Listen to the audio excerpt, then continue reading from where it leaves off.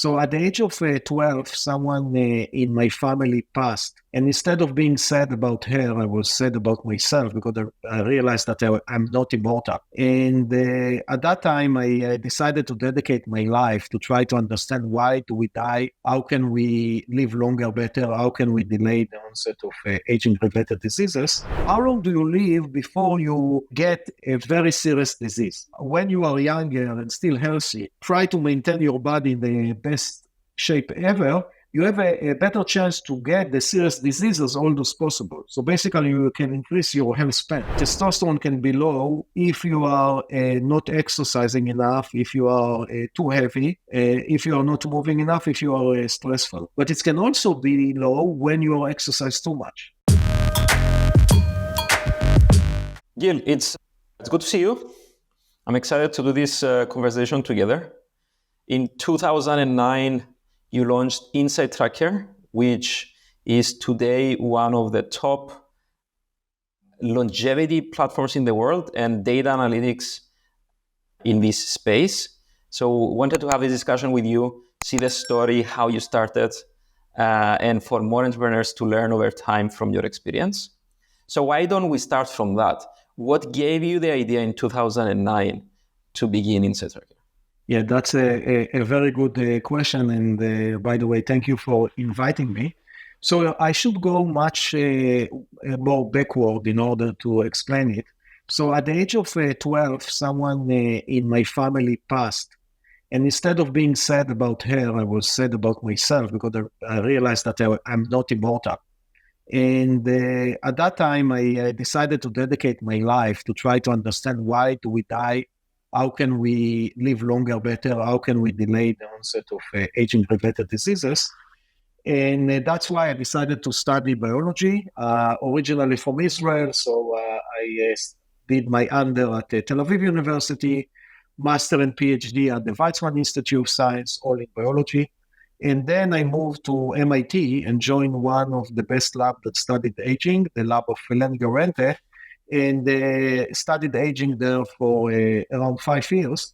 During the time that I moved to MIT, to Cambridge, to Kendall Square, I started to be exposed to the biotech, pharmaceutical, high-tech environment of Kendall Square. So it's very similar to San Francisco in a way. You have a lot of startup in a radius of 1 mile around the MIT.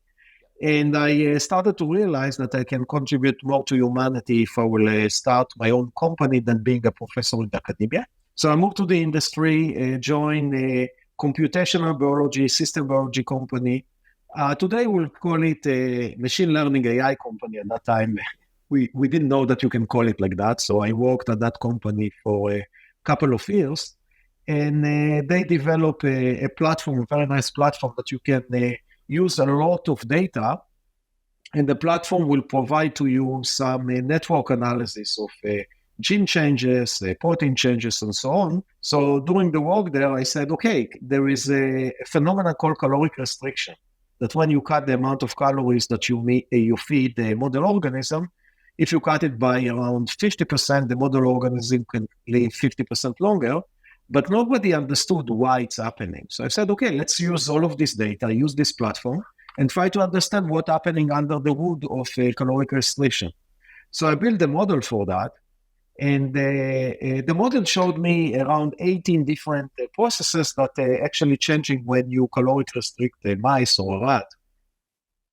But as a good scientist, or hopefully a good scientist, I used a few controls. And one of the control was using mice that were treated by resveratrol. And resveratrol is a small molecule that David Sinclair found that can be activator of SIRT1, which is a longevity genes that I used to work on at MIT. I also used another control that is basically old mice.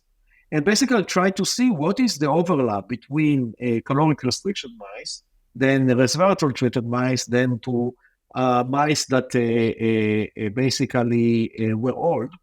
And to my surprise, the overlap between either resveratrol-treated mice or old mice with caloric restricted mice was only around 10%. And each of them were a different 10%. So at that time, I tried to analyze this data, and I spent some time with a couple of other scientists. And we came to the idea that if the best caloric restriction mimetic, at that time it was resveratrol, will only cover 10%, the second best will cover 5%, and the next one maybe 2%. So we need a lot of small molecules. And then we said, why should we use a small molecule? Why can we use the food as a drug of choice? And why can't we basically suggest to a specific person the right food that is right for him or her?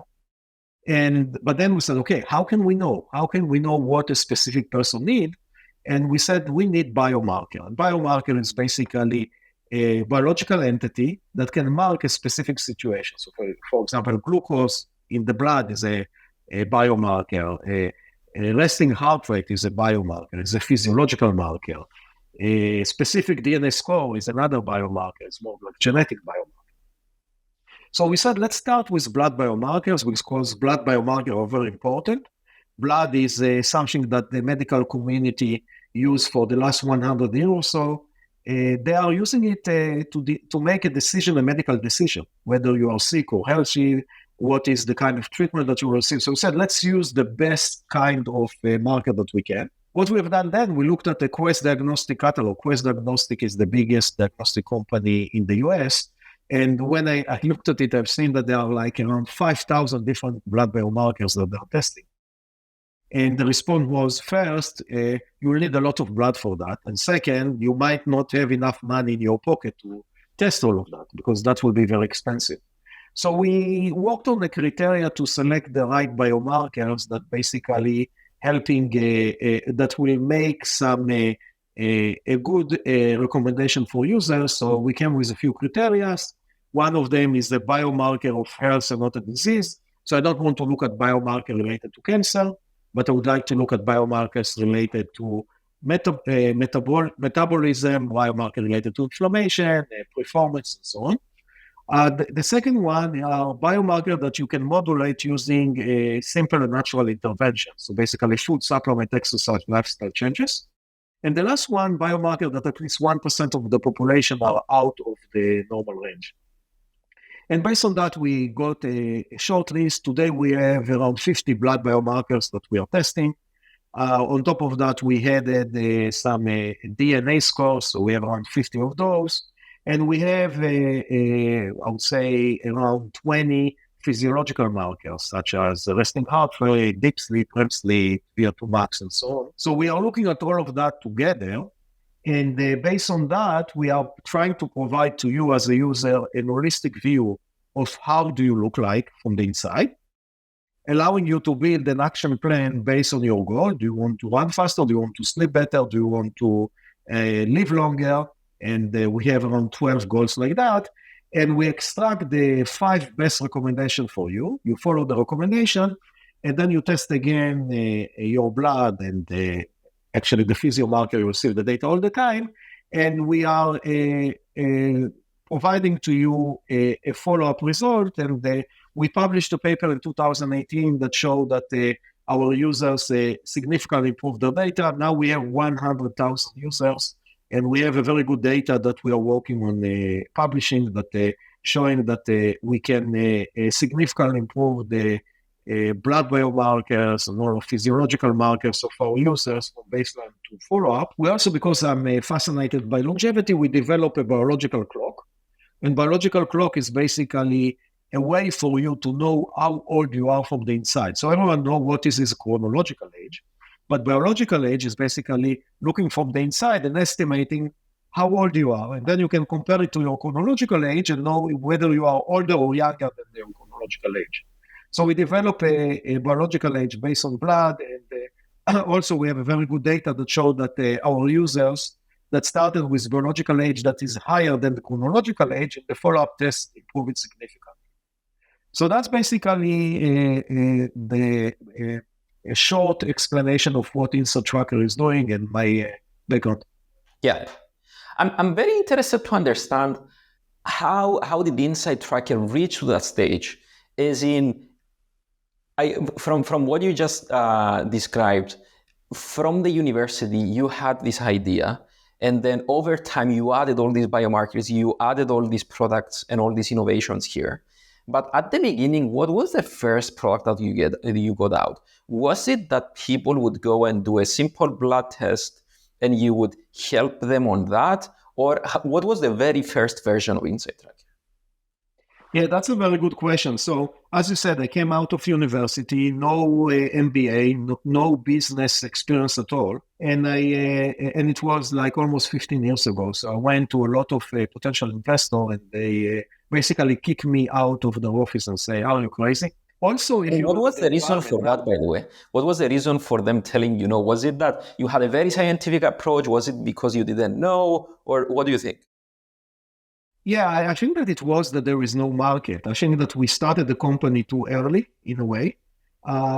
Today, everyone excited about longevity. I think that a lot of your listeners are listening to Andrew Huberman podcast and David Sinclair podcast, and there are a lot. Now, everyone understands that longevity is important, but 15 years ago, nobody knew about it other than a few crazy people like me. So I think that was the point. There is no market for that. But I was stubborn enough to not taking no as an answer. And I basically went to some people that I knew that basically appreciate me and also have been ahead of the curve. And basically, all of them were angel investors, and I raised a very small amount of money. And then with that money, I started to develop a bare bones solution of the application. So instead of today, we have 50 biomarkers. The first one had around 10 biomarkers. And they also gave me a very good advice, don't give it for free. So I charge for it around $250 and try to sell it. And some people bought it, some haven't. But how did you find those first customers?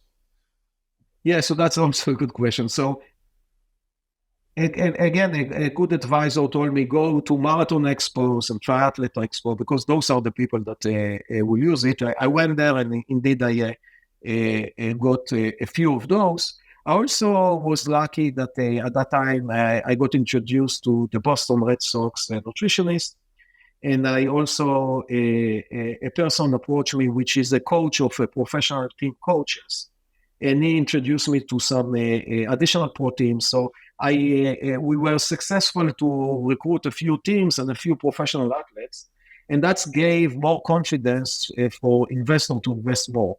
So basically what we have done, every time we climb another layer and basically show another success story, still very small amount. I think that I raised the second pre-seed, I would say, after we had 50 customers. And by the way, we haven't had, at that time, we haven't had any algorithm. The algorithm was me and my partner, that basically we looked at the data and enter it manually into the platform and show to the user that that's the recommendation. So that was the sophisticated algorithm that we built.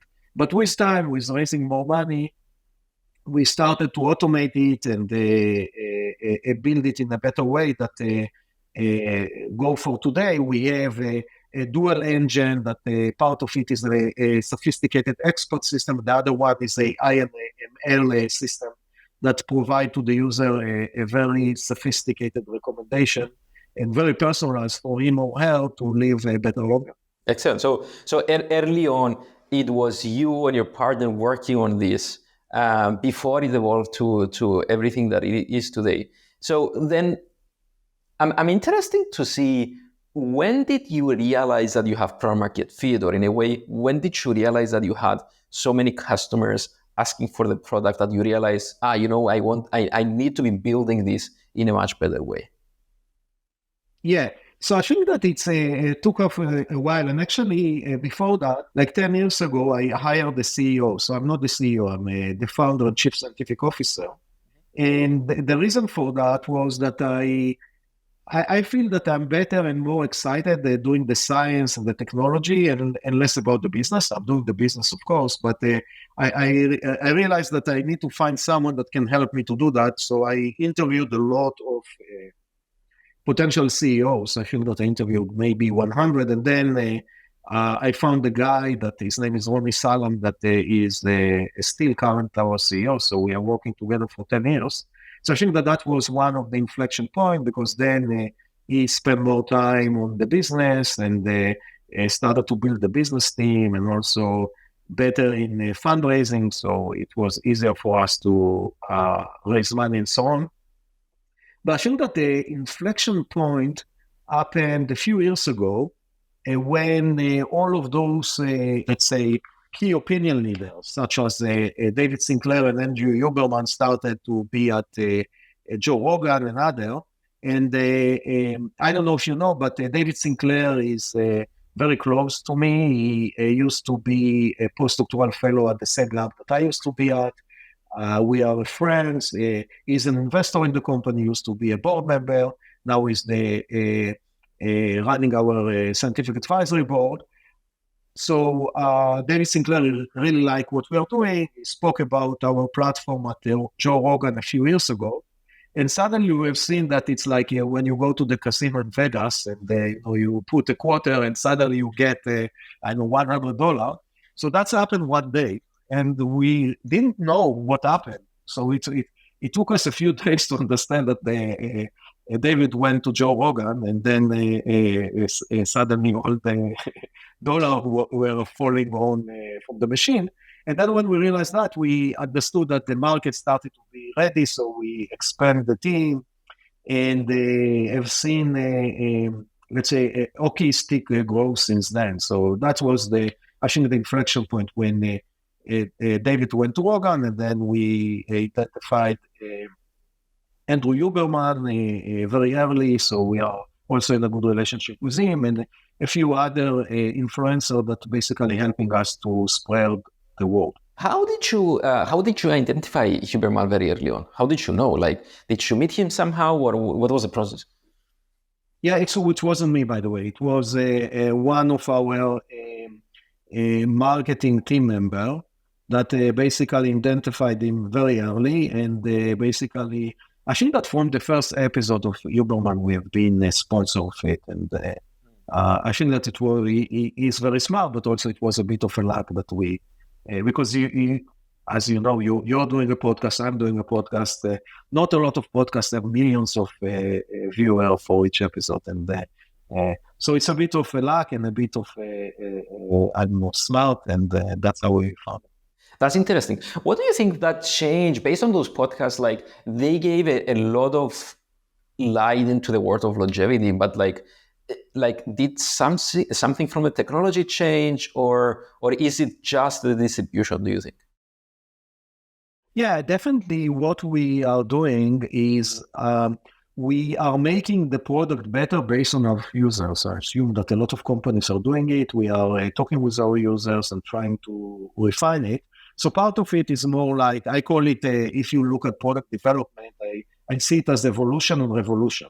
So revolution was the beginning of InstaTracker, adding the biological age, what we call a inner age.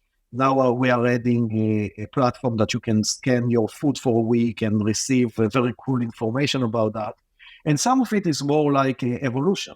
So making the site cleaner, easier to understand, because the biometric data is very complex. And I'm a scientist, I have a PhD, so it's easier for me to understand what is ALT, GGT, and AST. But I assume that for you, it's like Chinese. So we need somehow to explain it in a way that everyone understands and communicate it, and also give the user the so what. So I think that was more evolution, and I think that it's still an evolution. I don't think that we are in a place that everyone in the world can use InstaTracker, but I really want to go there. So we will continue to refine and make it better. Yeah. So your goal is to appeal to the general population? Absolutely, yes. Okay. So if we go there, when we consider biomarkers today, when we consider data, how should, like, from the top down, when someone doesn't understand longevity, how do we need to start thinking about it? Yeah. So I think that it's we need to go back to the current healthcare system.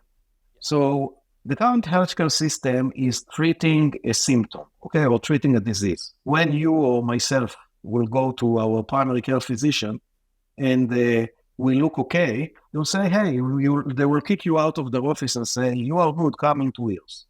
What we are saying, no, we want to focus on prevention. And what is prevention?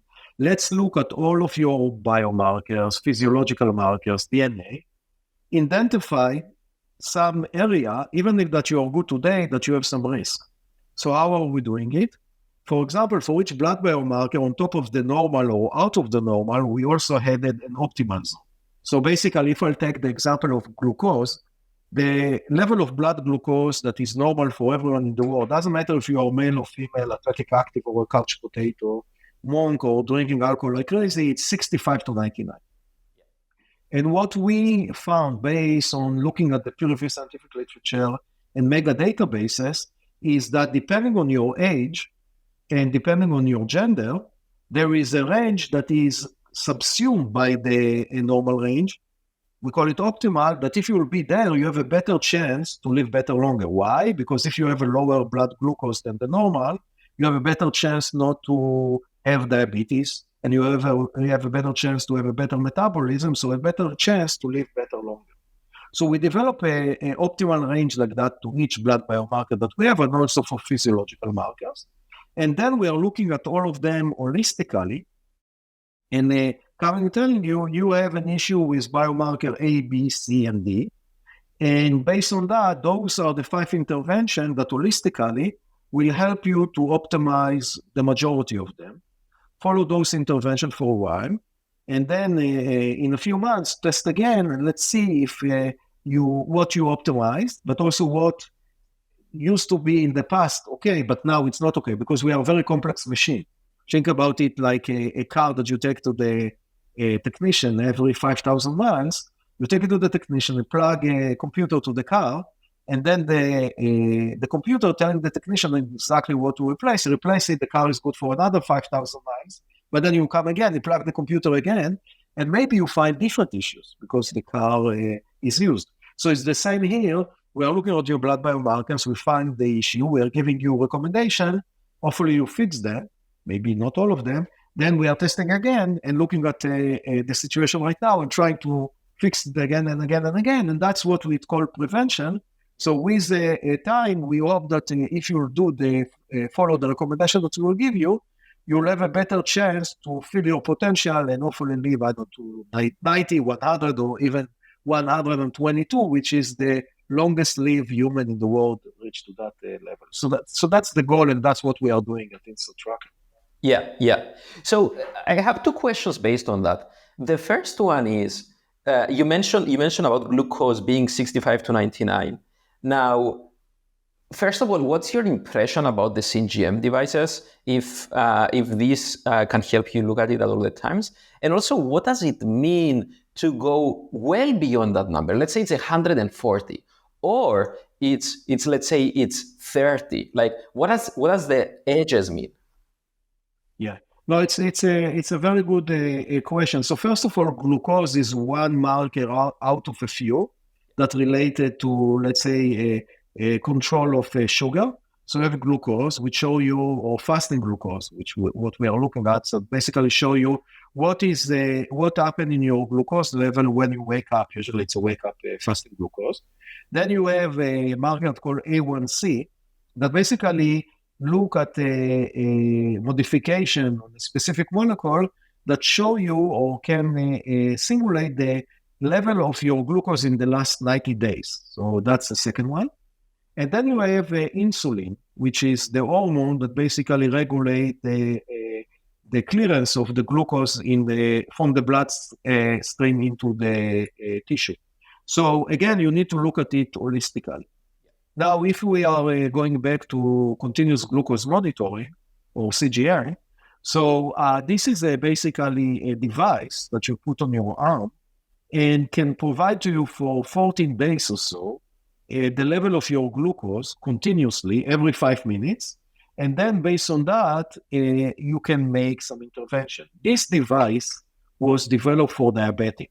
So basically, when diabetics see that the glucose is going too high, they can inject insulin. When the glucose is going too low, they can eat something with some carbohydrate to increase the level of the glucose. Now, for normal people like you and me, CGM is an interesting device, and I think that definitely there will be value with it in the future. As of today, there is not enough scientific data to come and say what are the ranges of the glucose during the day, because it could be that your glucose will go to 140 or 150, as you said, but you are a healthy person, it might be okay. We don't know. Nobody looked at it seriously. So what I'm saying, now we are in a phase that where the scientific community, and there are a few companies that using those CGM, that are collecting a lot of data, and then based on that data, we can know what are the ranges for, 25 years old male versus a 46 years old female, and how it changed during the day, and what in the interaction with the sleep, and the interaction with feeding time, interaction with exercise. All of that is something that currently is under development and under research.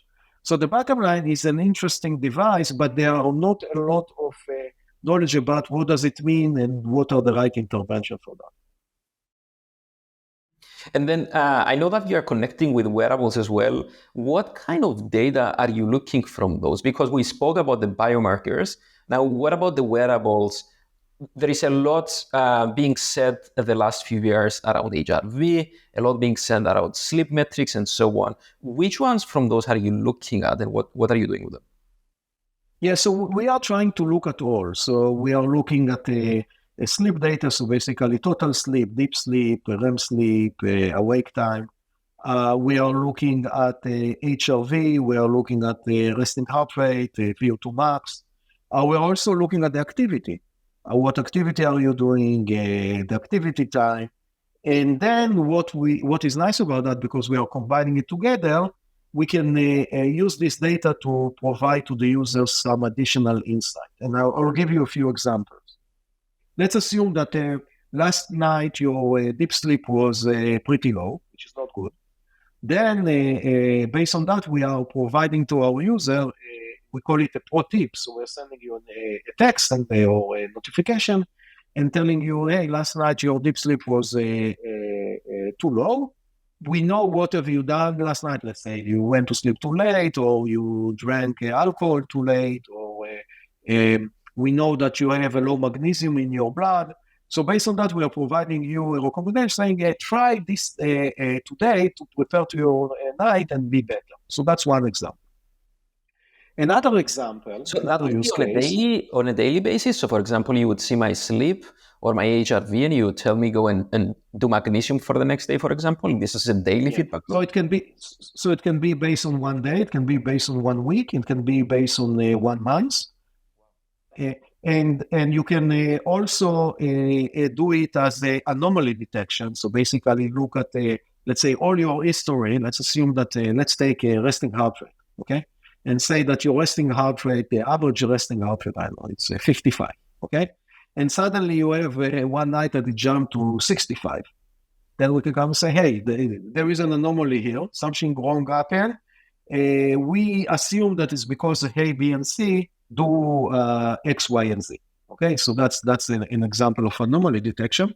Another thing that we are using the data for the activity tracker is to provide the user a post-exercise pro tip. And let me give you an example. You finish a run, you went to a run in San Francisco or in the gym in Fitness SF, and we know that you went for a run. We know how long you exercised.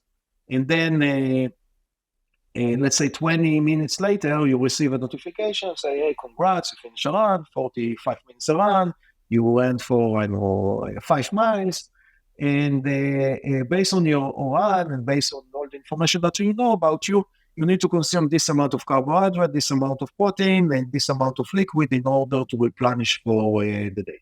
Okay? So that's another thing that we are able to provide. We also can combine all of it together and combine it and provide you better recommendation, as we discussed before, based on the blood, DNA, and fitness tracker together, and give you a very specific recommendation. What should you do in order to optimize your body? So we are starting to combine the data together, Another use case of the data from the wearable is we're asking you to build an action plan, okay, let's say 5 or so intervention. Some of the intervention we can monitor using the fitness tracker. For example, we recommend you to go to a run. So instead of asking you to check in for that, we can automatically check in. Say, hey, we have seen that you ran today. Or we are telling you that you need to sleep more or less or whatever, so we can come and automatically check you in. So basically, we are trying to make it as seamless as possible because we are a lazy creature and we need to find a way to give you the user value with the less effort from him. Yeah. Gil, I understand that you're basically, the main goal here is to close the loop and make it as easy as possible for the individual to know exactly what they need to do without them having the education. It doesn't mean that I have to spend 5 years learning by myself about the nutrition. You can tell me and provide me that knowledge. This is the ideal world. But then the next question that comes to mind is, how custom is this? What if someone is a bodybuilder, for example, or what if someone is a runner or a competitive athlete or someone that just wants to exercise every day? How custom can this be for each individual? Yeah. So as I said before, the user can set a goal. For example, I'm above 50 years old male, and knowing from the literature, building muscle is very important for someone like me. So I selected the goal of build muscle.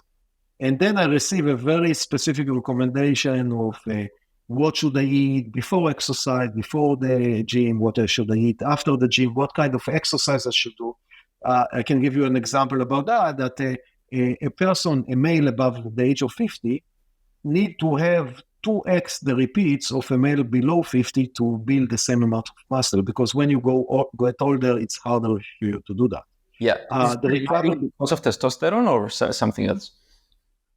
It can be because of testosterone. It's also because basically we get older, so the efficiency of building muscle is less efficient. If you look at women, for example, they are even in a worse situation. Postmenopausal women, it's almost impossible for them to build muscle. So if any premenopausal women are listening to us, I will strongly recommend you to spend as much as you can time to build muscle before you get to the perimenopause and menopause, because after that, it's very hard. So that's what we are doing. We are providing to the user an action plan that look at him holistically, but also look at the goal. So for me, it's building muscle. For you, it can be run faster. For someone else, it's de-stress or be less stressful. And again, we are talking to a lot of entrepreneurs here. So stress is a big problem for entrepreneurs. Yep. I know it, you know it. We are 24/7 in the business. So how can you make yourself less stressful? So we pepper in recommendation about decreased stress on top of the recommendation that are very personal for you based on your biomarker. Yeah. And Gil, I also understand that from what you mentioned, the goal is for longevity, for example, is to be within the boundaries for each biomarker. So for example, be in the boundaries of glucose that we mentioned before, 65 to 99, and then also in all of those other biomarkers to be in those boundaries, and then you help everybody stay in these boundaries. But then how do we know that this leads to an extension of like living a better life and extending basically the amount of years? How do we know that staying on those boundaries is what's important? Or in other words, like what I'm really wondering, I've seen in other podcasts you are speaking about someone that lived until 122. Like my question is it because they actually stayed in these boundaries, or maybe they had one biomarker that was on the extreme of the distribution?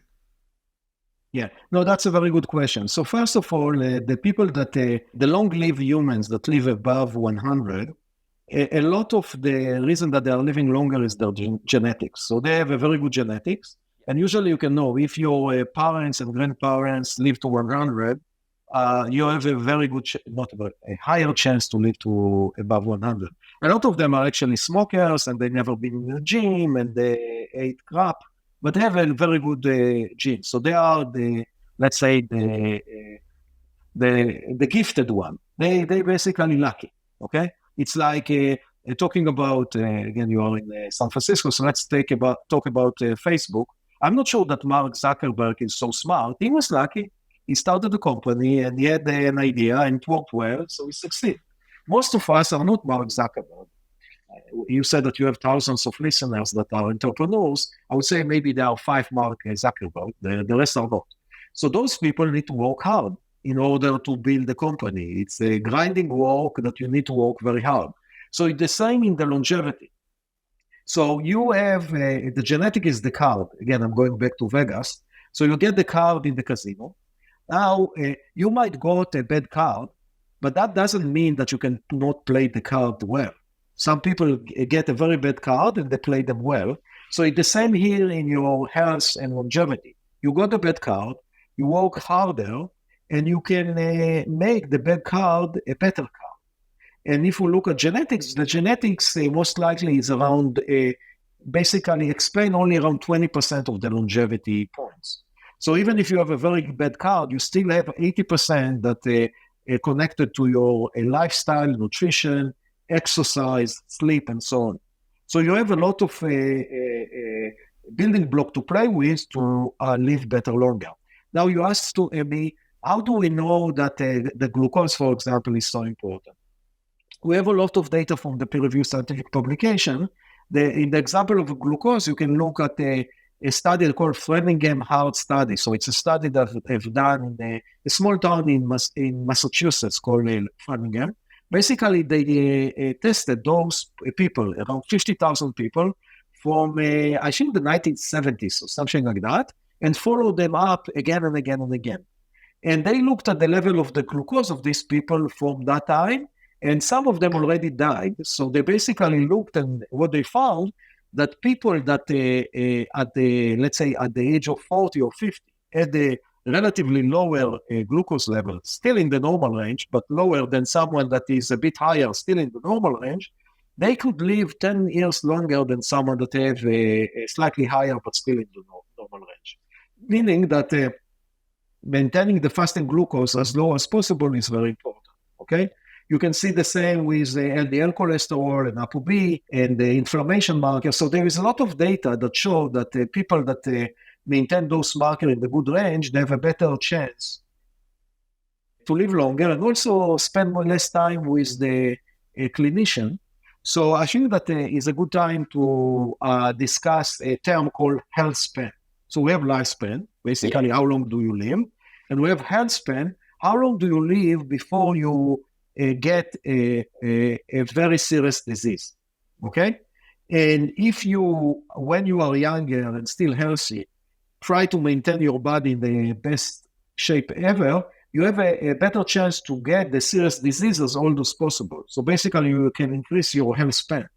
Today, if you look at the US, the average lifespan is around 79 years, and the health span is 63 years. So basically, we have 16 years on average that we are sick, lying on the bed and connecting to a tube.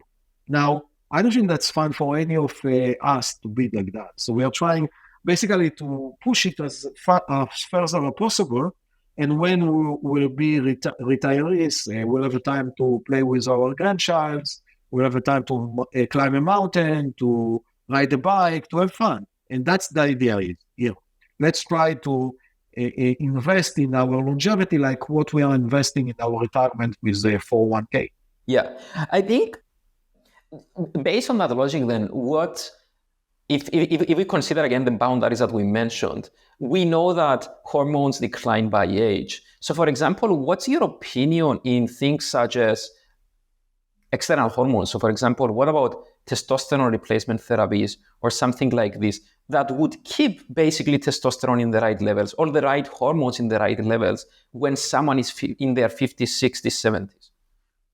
Yeah, so I think that it's using hormonal therapy is something that I would strongly suggest to do with a clinician. There are, let's say, natural ways to increase your testosterone. For example, testosterone can be low if you are not exercising enough, if you are too heavy, if you are not moving enough, if you are stressful. But it can also be low when you exercise too much. So basically, you need to find the right, the Goldilocks location for the right level of testosterone. I've seen hundreds or thousands of people that came to us with relative low testosterone, and they improve it by those lifestyle changes. Now, you can go to clinician and have that, but then everything that you get from the outside, there are risks with that. So I will strongly suggest as the first line of defense, test your testosterone, try to make some lifestyle changes.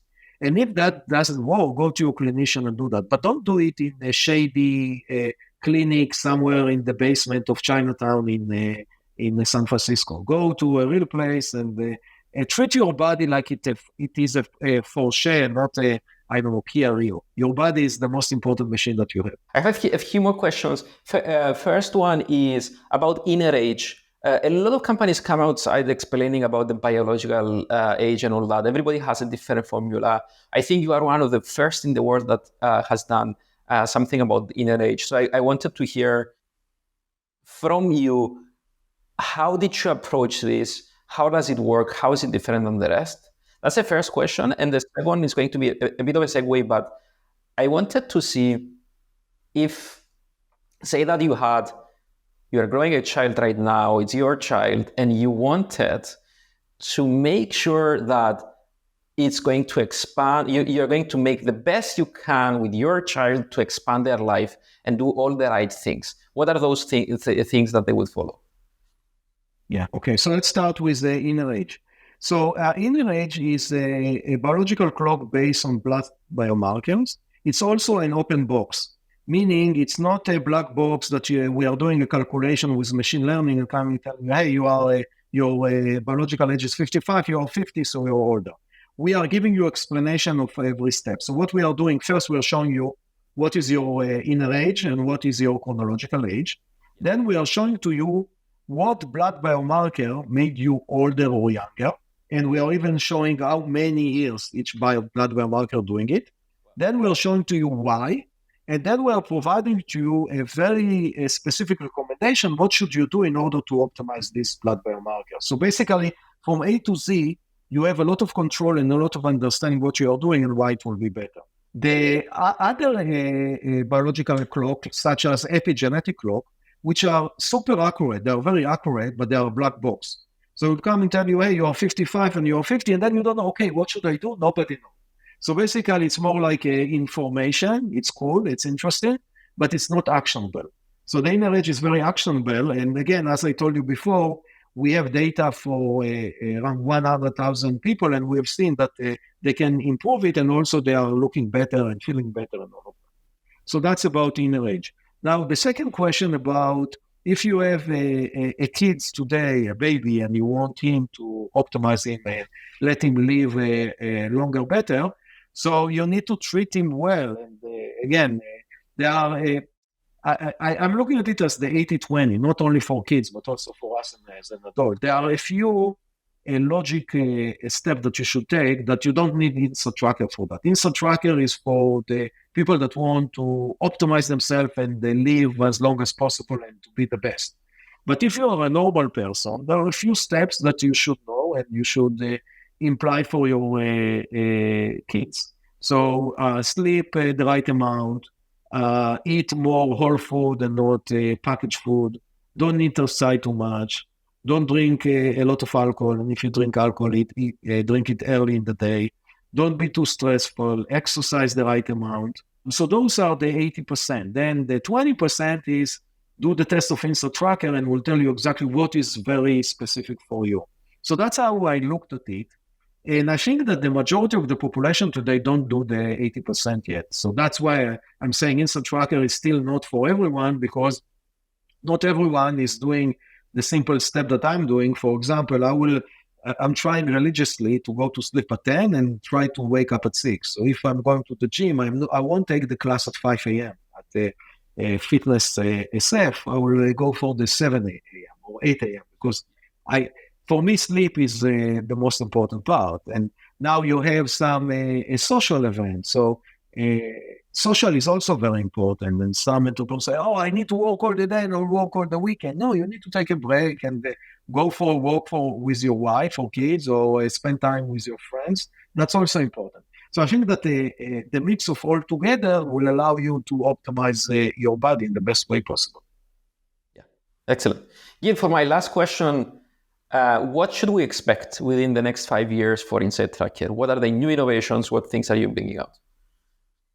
Yeah, so we are working on, I'm sure that you know, and I'm sure that a lot of your guests discussed about the generative AI and all of that. So we are using that. For example, we are working on releasing, I call it Health GPT. So we have the Chat GPT, but the problem with the Chat GPT that there is a lot of garbage outside in the internet about what to do for health and performance.